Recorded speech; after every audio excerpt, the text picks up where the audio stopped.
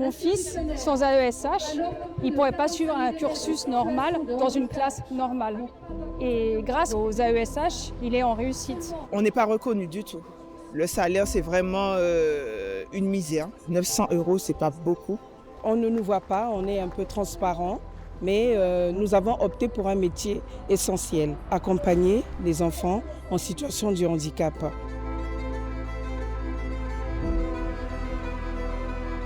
Les AESH, c'est 93% de femmes qui exercent un métier difficile, indispensable à la scolarisation des enfants en situation de handicap.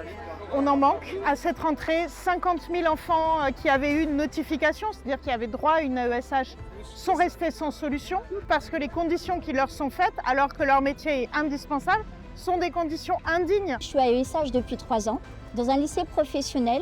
Et aujourd'hui, nous nous retrouvons avec 31 jeunes et que 2 AESH. Nos conditions de travail sont déplorables. Il y a des jeunes qu'on devrait suivre entre 12 et 15 heures, qu'on ne peut même plus suivre correctement. On n'a pas le droit à la parole.